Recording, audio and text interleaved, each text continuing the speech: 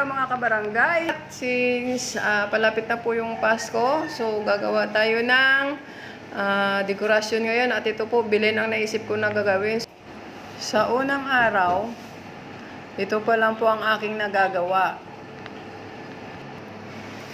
Hello guys! Pangalawang araw na po tayo. So ito na po, may nagawa na ako kabilang dingding. So proceed na po tayo sa pagbubong. So ang ginagawa ko, hinihimay-himay ko po yung talahib. Yan. Bago ikabit. Tinatalian ko pa ng sinulid. Tinatalian ko ng sinulid para hindi matanggal kasi sariwa pa po yung talahib na ginamit ko dito. So kailangan natin itibayan ang pagkatali para pag natuyo man siya, hindi maglalaglagan yung ating bubong. Yan. So, ayan na po, tinatahi na. So, malapit na po natin matatapos. Yan. So, ito lang muna ang ating gagawin ngayon kasi bago ako pumasok, gusto ko may nagawa ako na kahit isang oras man lang. Hindi ko naman tumabigla gawa dahil may trabaho ako. Patuloy lang natin gagawin po yung bubong. Ang hirap naman na ginagawa ko kasi ako lang mag-isa, akyat baba, walang taga-duhol sa akin. Tapos ako din po yung kumukuha ng video. So all in one po ako, kaya pagpasensyahan nyo na si Inday. Yan. Ginugupit natin yung mga sobra-sobra dyan. Kailangan natin gupitin para hindi nakasagabal sa ating ginagawa. Kasi makati kaya yung yung talahib. So, kailangan natin sinupin. Mabilis ako mga tisa siya. Sa talahib. Yan. So, baba naman tayo. Kukuha naman uli. Yan. Naglalagay na naman. Pulot-pulot sa ibaba. Then, akyat na naman. Akyat na naman tayo. Ang hirap din pala kahit mali. Ang hirap gawin.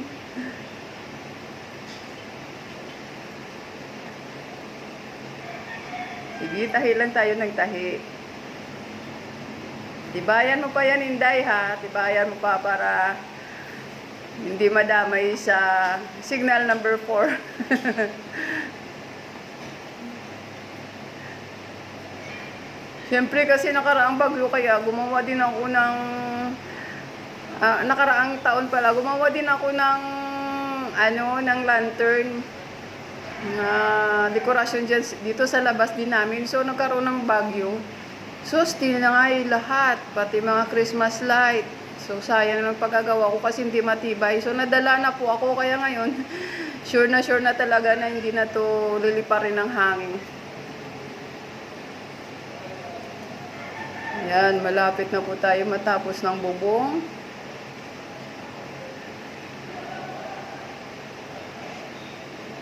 Yan, tali pa more. Ang hirap pala gumawa kasi nandito ako sa taas kasi itong project ko na to eh. Ako na rin yung engineer, ako na rin yung architect, ako na rin yung mason. So, kukuha na naman tayo. Ayan, dadali naman dito. Walang taga-abot sa akin kasi ako lang mag-isa dito. Kasama ko ang aking alaga. Alagang pasaway. Pasaway ng mga doggy-doggies. Yan, malapit na. So, kailangan matapos natin ito bago ako pumasok. Para pagdating ko mamayang hapon,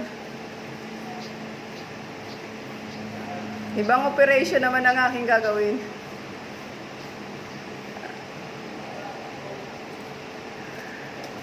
Yan, tahi pa, tahi. Tali pa more, tali. Para hindi tatangayin ng malakas na hangin. Kawawa naman yung mama Mary natin dyan na lilipa rin ng hangin. Sige. Lagyan natin ng pampatibay. Lagyan natin ng brace sa gitna. Ayan. Ilagyan ko na ng brace. Tapos, tatalian uli. So, medyo manipis ang ating gawa. Medyo manipis. Kailangan nating dagdagan para makapal-kapal naman tingnan.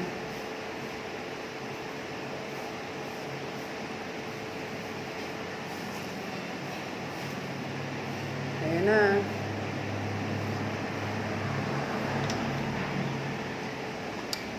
Medyo may ebidensya na yung hirap natin. Ayan na, oh. So, tapos na po tayo. Ilalagay na natin ang ating Mama Mary, si Joseph, tsaka si Jesus. Ayan, nandyan na po sila. Kasama ang tatlong hari, tsaka yung hayop. Tingnan po natin yung pa-plaster kung okay ba. Baka mamaya, tatamayin na naman ang hangin. Nga, ayan na po sila. Ayan. Dito po ako sa loob ng bahay kasi sa gilid po yun ang bahay namin. Tingnan natin sa labas. Ayan. So, okay na siguro yan. So, ayan na guys. Nalagyan ko na rin ng Christmas light. Titingnan natin kung may ilaw. Nga, start nyo natin. Gabi na po dito eh. Ayun. Ayun na po, may ilaw na sila. Uy, ang cute nila. Ayun na po yung ebidensya ng ginawa ko. At last, tapos na rin po tayo. Tsaka, okay na yan. Success naman. At bago ang lahat, nais ko magpapasalamat sa aking Team Nesnoy. Salamat po sa paggabay niyo sa akin. Salamat po sa lahat. Thank you for watching. Bye-bye!